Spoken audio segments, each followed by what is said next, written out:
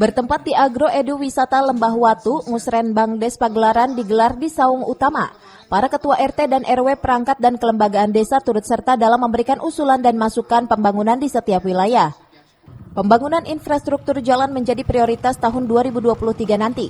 Arahan dan masukan dari Sekcam Ciomas yang turut hadir memberikan pandangan pembangunan agar merata di berbagai wilayah. Namun Musrenbang Des Pagelaran Kecamatan Ciomas ini diwarnai interupsi dari para ketua RT dan RW. Pasalnya pembangunan infrastruktur jalan tahun 2022 yang menjadi perhatian Pemdes Pagelaran di wilayah BBHS, apalagi adanya BUMDes yang mengelola Agro Edu Wisata Lembah Watu ini. Keluhan dan masukan para ketua RT dan RW ini diluruskan oleh Kepala Desa Pagelaran. Tidak hanya satu titik pembangunan melainkan di beberapa wilayah dengan anggaran dana desa maupun samisade. Tim 7 yang sudah terbentuk tersebut gencar mengawasi setiap pembangunan infrastruktur, termasuk proyek lanjutan akses menuju Agro Edu Wisata Lembah Watu ini.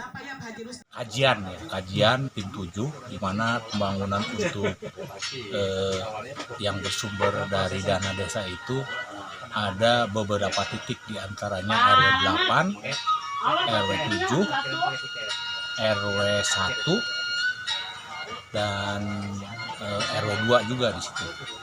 Ya Pak, untuk Musrenbang tahun ini Pak, pembangunan tahun depan apa sih Pak yang menjadi prioritas itu sendiri Pak?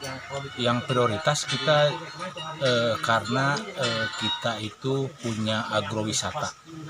Tentunya prioritas itu kita prioritaskan untuk akses jalan masuk. Nah, ini adalah jalan-jalan akses masuk ke sini supaya si pengunjung itu lebih mudah dan jalannya bagus. Jadi kita prioritaskan jalan-jalan masuk yang ke agrowisata ini agar diperbaiki di 2023. Di tahun anggaran 2023, Pemdes Pagelaran tetap memfokuskan infrastruktur jalan menuju kawasan wisata ini. Dari Ciomas, Kabupaten Bogor, Iman Abdurrahman melaporkan.